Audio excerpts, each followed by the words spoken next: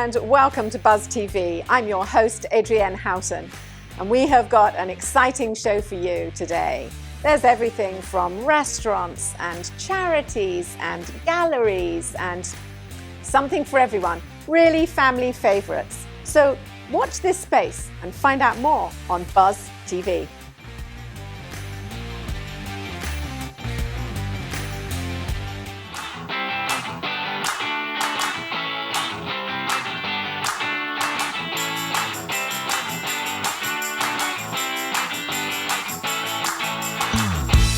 Hello and welcome back to Around Town. I'm your host, Tiffany Howard.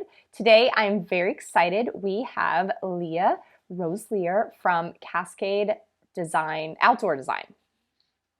Leah, good morning. Good morning. Thank you for having me. You're most welcome. I'm very excited to talk about all the stuff that your company does. There is just, living in Florida, there is so much that we do outside. So for someone who, outdoor design is such a broad, idea. So tell us a little bit about the type of projects you guys do and the spaces that you design for people. Sure. So when we say outdoor design, we mean it. Anything outside the walls of the home, pools, outdoor kitchens, landscaping. We do focus on residential properties, but we do some commercial work as well. But we really love the personal touch of working directly with homeowners. Yes. So any type of upgrades or building a new home, anything like that, as long as it's outside the house, we'll help you with it. So you are not like a pool company and you're not a landscape company. So explain a little bit about exactly where the design comes in, how you really hold hands with homeowners and really help them through some of these projects, big and small, you know? We are first and foremost a design firm. So we start the process with getting to know the clients, what they're looking for as far as maybe budget constraints, how they like to use the space. That's of course going to affect things. If they have giant parties versus just a couple and their small dog, that's really going to shape the design. Mm-hmm. So we help guide them through what the possibilities are for their yard. And once everything looks the way they want it to virtually, we use a CAD-based 3D software. Mm-hmm. Once that design looks the way they want it to, then we bring all the different players together similarly to how a general contractor might operate. But as project managers, we keep ourselves distanced a little bit and keep ourselves separate. And it just gives us kind of a layer of transparency that we really have found makes clients comfortable with knowing what's going on with their project and where all of their dollars are going. Right. I know you had mentioned this is not a new firm. So you have owned and you are the owner. Congratulations. Thank you. And I do have a partner, yes, Mike. Yes. Yes. Got to give some credit too. Nobody wants to own a business by themselves. There's way too many hats to wear. So you have a partner and you guys have been in business for 11 years. Correct. Wonderful. Mm-hmm. And what is your favorite spaces to design? I would have to think for me, because I love to cook, the summer kitchens are probably really fun. But what is your favorite? What do you guys do the most of? We have been doing a lot more pool projects lately, especially with this last year, everyone being home and wanting to be outside and take a swim. They can't go to the clubhouse or whatever the case may be. So we've been doing a lot more pools lately. Overall, I'd say our favorite spaces are small spaces because there's so much opportunity and it's much more difficult for people to wrap their head around what they can fit inside of a small yard. They feel like, oh, I'd love to have a pool, but it would never fit back here, so I'll just do a patio. And we say, no, let's take a look. You'd be surprised what you might fit, and they're just blown away. You just have to be so much more intentional and really tap into that creativity to create a space that has all the elements they want without feeling cluttered or claustrophobic. Right. And style-wise, we design to our clients, so we've done all kinds of styles, from New Orleans courtyards with an authentic manhole cover from the city of New Orleans to Zen gardens and traditional design. But we tend to gravitate towards the more contemporary, or we really like mid-century modern designs as well. I knew I liked to. I love mid-century modern. I know. Okay, so what is the best way for someone, and you service all of Jacksonville, you go into St. Johns County, you'll go up to Nassau County, you'll cross the bridge and go to Clay County. So what is the best way for people to reach? And you do personalized consultations? Yes, we do. We always start off at least with a phone call, to learn more about what people are looking for and see if we might be a good fit to set up that consultation. Right. And then we come out on site to get a feel for the space and get to know the homeowners and allow them the opportunity to get to know us. Right. It's pretty easy to find us. We've got Instagram, Facebook, all of that at Cascade Design FL, or a website, of course, Cascade Outdoor Design, and email addresses, phone numbers. It's all out there. Right. So pretty easy to find us. Well, thank you so much for being here today. My pleasure. Would love to see some of your guys' work. And thank you for joining us today. I'm your host, Tiffany Howard on Around Town. Remember to make today count.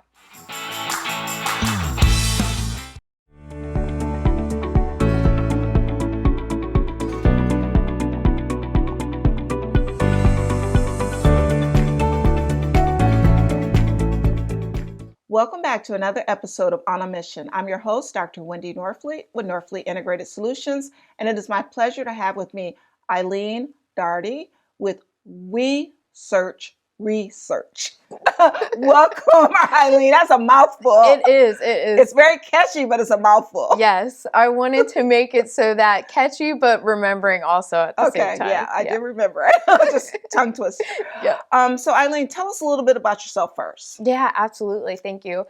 So my name is Eileen Daugherty, and I am a by nature clinician, but then recently turned over to healthcare operations and clinical research. So I have a passion for both the front of the house and the back of the house, as I like to call it, for healthcare. Okay. Yeah. So this kind of really feeds into your business, and your business is We Search Research. Yes. So tell us a little bit about what that is. So We Search Research is really the foundation of opportunities, is what I like to think of it. It helps connect people in our community to clinical research opportunities, whether you're looking for a new healthcare diagnosis or getting better healthcare, because as you know, we're in a consumer healthcare market. So we have the ability to shop around for our healthcare needs.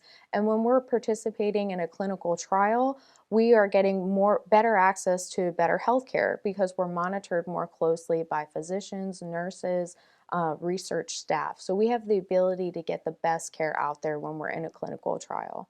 So would this be for someone who maybe has something that's a little bit off the beaten path, or is this for everyone? Really, it's for everybody. So like I was saying, either if it's a new healthcare question that you have, you've noticed some red spots on your arm, or really if you're looking to get some extra compensation, because when you do join a clinical research trial, you are compensated for that time. So just to give you an example, I had a girlfriend who just had her baby girl earlier this year, experiencing some of that postpartum depression. So I told her, hey, there's a research opportunity out there. It does involve some surveying for moms with postpartum depression, and they offer some compensation for it. And she, with the pandemic going on, she was looking for a little bit extra income there. So it was a win-win-win situation for her. Okay. Yeah. And she probably got a little bit of assistance as far as to help her with the postpartum depression, right? Yes. Okay. Yeah, absolutely. Yeah. So what made you want to go into this and, really do this and connect people to studies? Yeah, thank you. So actually, there's quite a few reasons, but as I was previously working as a clinical research coordinator for one of our local healthcare organizations here in Jacksonville, but I noticed that when people were, when I would go up to people and tell them about a research study, they were like, wow, I never even knew this existed. Are there other opportunities that I can join to be a part of this? Because I want to get the best healthcare out there possible. So that was one. And then I also had a situation near and dear to me. My mother had gone through a cardiac event earlier this year. So she was in need of some extra clinical care and monitoring. So a little bit of life experiences, I guess I could say, that really helped me start this. Wow. Yeah. That's just great. So give us a ballpark. You're a fairly new business. Yes. When did you start?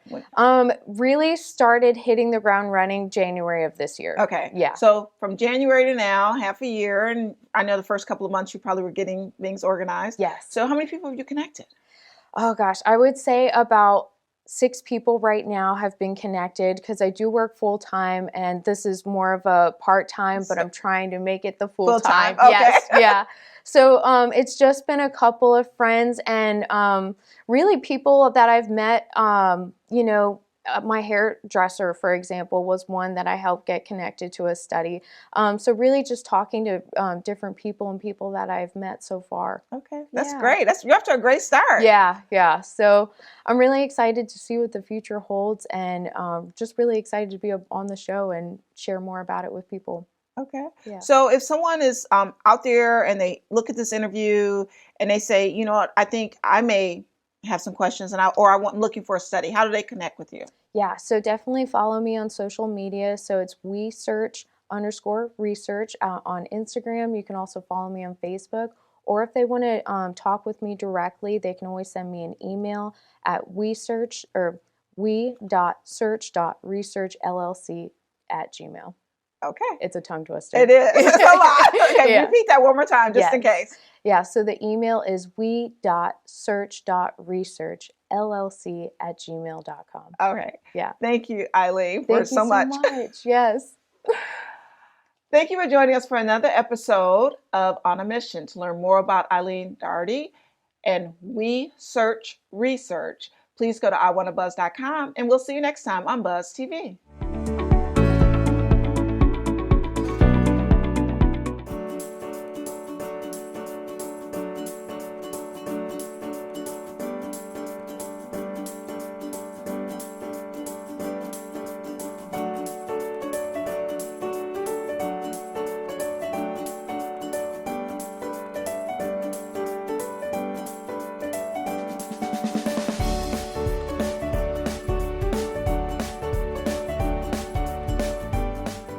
Greetings and welcome to Caring for Seniors. I am your host, Adrienne Houghton. Each week I sit down with Dave Stieglitz, who is the president of Oasis Senior Advisors Jacksonville, and we discuss all aspects of senior living, from financial planning through to housing and everything in between. Today, we're delighted to welcome Carol Chiang from Evolving Homes, and she is an occupational therapist, and we're going to find out what Evolving Homes is all about. Welcome, Carol. Hi, how are you doing? I'm doing very well. So tell us a little bit about yourself. Tell us about Carol and how you got involved. Absolutely. So I am the oldest of 3 kids, and so that means that I value independence, right? And OT, occupational therapy, is about independence. So what I do is I bring independence back to people who have lost it, either from illness or from disease or whatever the case may be. And I try to find ways to bring that back. So we are creative kind of people. We love to go and figure out, how can we do this? How can we get them to get dressed again? How can we get them to do their favorite activities again? And so Evolving Homes came about how? Well, my background is in home health and in inpatient rehab. So I did a lot of work with spinal cord injuries and strokes and joint replacements. So I would see patients at the house. And what happens right now is that the hospitals say, wait until home health gets there. They will look at your space, and then they will say, okay, this is what you need. Now, by which time it's too late, really, and that's already there. And that's exactly what happens. So as the home health clinician, I go in there, I'm greeted at the door by somebody who's going, oh my gosh, they need a shower. What am I going to do? So everybody's freaking out, and I'm saying, okay, let's figure this out. But to be totally honest, by then it is a little bit too late, because these patients are so stressed out. And by the time that I go and order equipment, sometimes home health is out already. Yeah. So I just realized it was just not working out like that. And it really needed a better system to just bridge that disconnect that I was seeing between hospital and home. So how do you get the referrals? Well, the case managers, their job is to make that transition home better. But before Evolving Homes started, there was no other way to do it. Right. So they had to go and wait until the person was discharged from rehab or hospital or whatever. Exactly. That was the system that they have in place, which of course is not a great system. And so what I do is I just make sure I go out to the house weeks before discharge, as soon as they know that they're going to be going home and they need a way to function at home, then I go out and I sit with the family and I say, look, what is it that you guys need? How do you guys live your life? What are your preferences? What are non-negotiables? It could be that rug, that's not going anywhere, right? Because a standard response is, all right, pulling up all the rugs and we're throwing up grab bars on the wall, right? And those blanket kind of responses, they don't add up, because what's the first thing that's going to happen? It's going to cause arguments and, okay, the rug's going back down, like now what, right? So I'm that third party extra person to say, okay guys, let's try to find a compromise.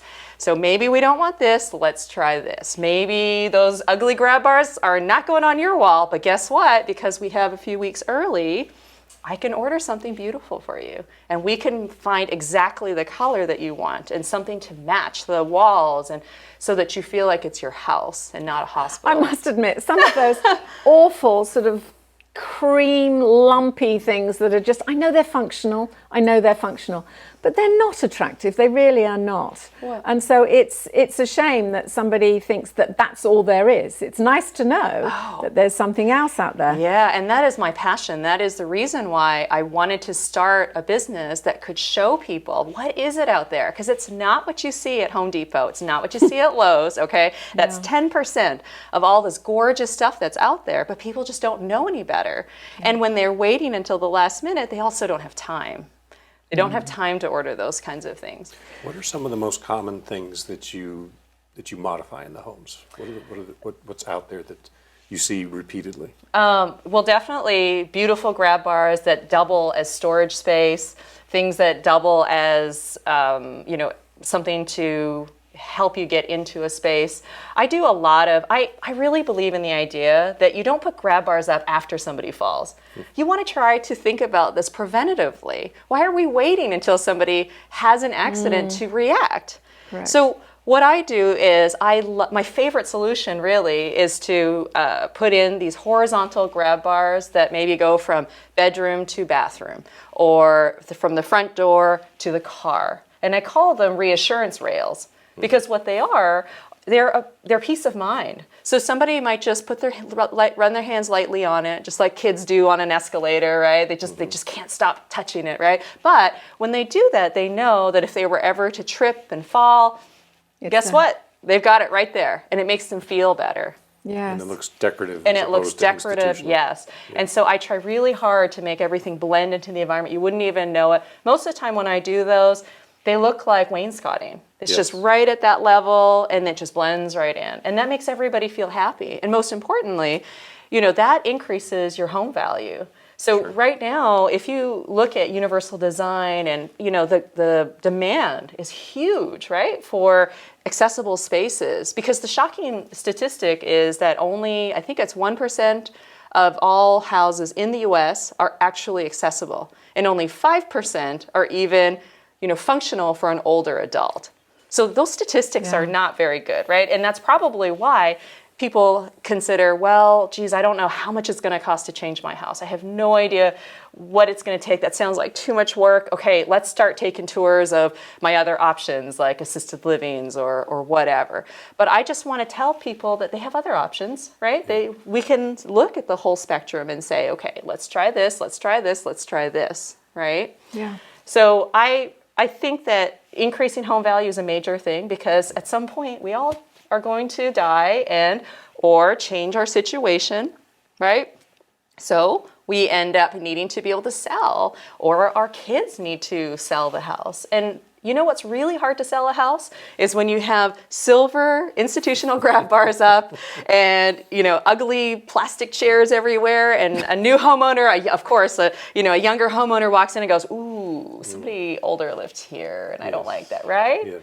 But none of the places that I do are like that. I have, shelves built into the corner that are functional. I have, colorful, fun grab bars. You can buy these gorgeous ones that come out of Italy that are these metallic lime greens and copper colored and whatever. There is everything out there that you just don't know about. How are you finding availability of these materials? A lot of stuff is become very hard to get. Yeah, absolutely. Well, I'll tell you, these Italian grab bars probably have their own airliner ticket now, ship liner ticket. Because when I call them up, they're like, yeah, I know you love that color, but it's going to take 4 months on the boat to get over here. Mm-hmm. And I'm going, oh, this is planning ahead. But I have other solutions to that. Sometimes I'll order like what I can get, and we'll just swap them out. Just so every solution depends on what's going on. Is that really important to you? Or maybe look at this other option. Let's see which one of these maybe would work better. Maybe that's better for your budget,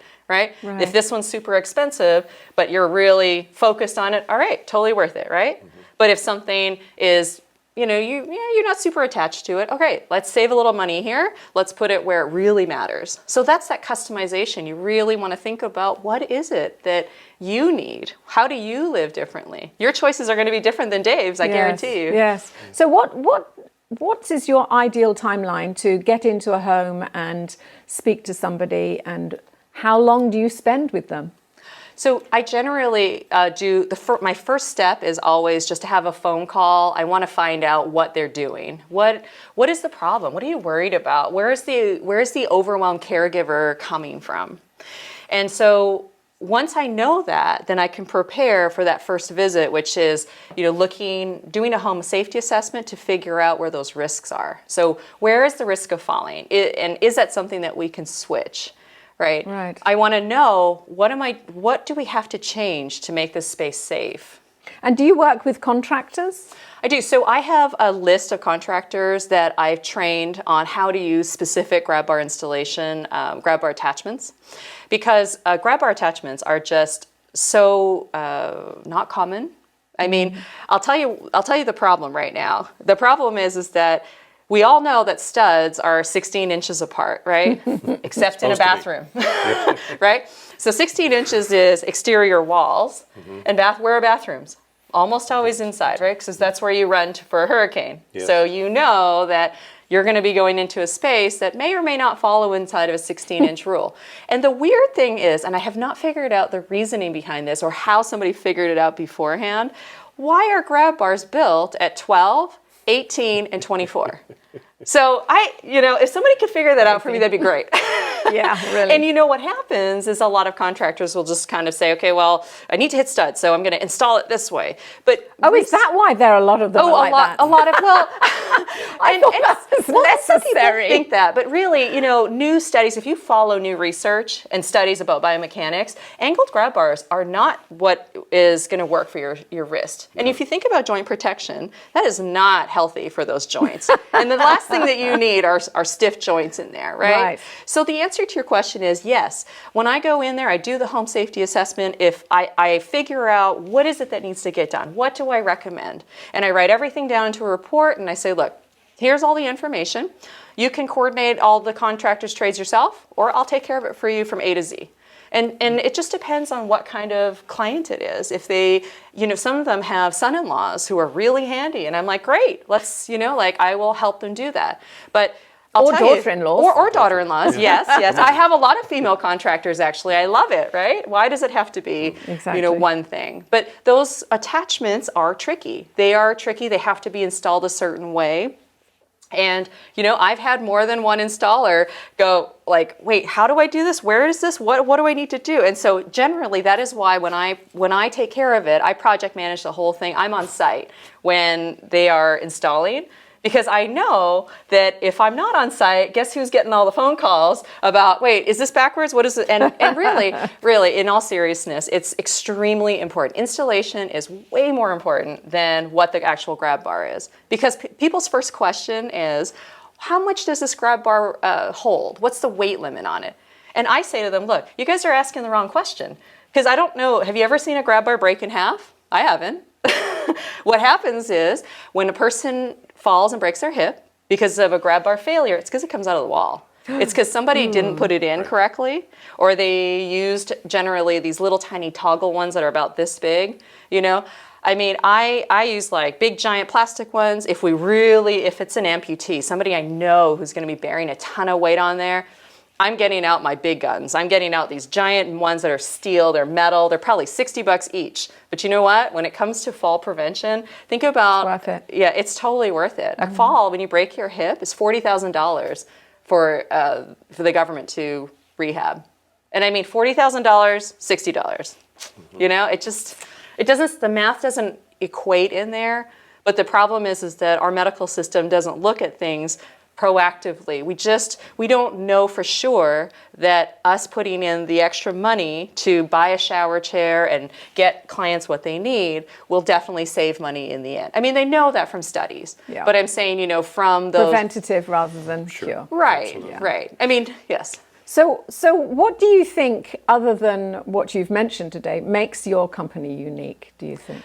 Well, Is it you? No, I mean, I think it's- Carol's unique. Yeah. Well, I appreciate that, and I think that it really comes down to clinical reasoning. It's because I'm looking at this from a clinician's point of view and from an experience point of view. I know what the disease is going to do. So I'm a Parkinson's specialist. My father-in-law was diagnosed with Parkinson's a few years ago, and I have experience to know where is he on that timeline. Mm-hmm. What are we going to expect for later? Do I think that we need to prepare this space for a wheelchair, or do I think that we're going to be fine to leave it alone? So it's knowing what the disease process is. So as a clinician, that's what I bring to the table. It's working in home health for more than a decade, knowing what the struggles are with the caregivers and the families. Where are they struggling in this? What's the problem in here? And then, of course, it's knowing where to put those grab bars. Because fall prevention it's not enough to just throw grab bars on the wall willy-nilly, really. I mean, it seems like a good option, right? Because it seems like, okay, well, they have something to hold on to. But if you put it on the wall in a place that it's directing your behavior. So if I put it here, what's my first thing? I'm a visual learner, so I look at it and I say, there's a grab bar, I should go here. But what if that's not the right way to get into the bathtub? And now I've just taught them to go over and over and over to do it that way, right? Interesting. So, yeah, so there are so many things that go into the decision making behind that grab bar installation that you have to consider, and how they use that space, right? Yeah. So if people want to find out more about what you do or use your services, how do they find you? So I'm at www.evolvinghomes.com. You can send me an email, you can call me, just call and ask me and find out, is there something I can do to help?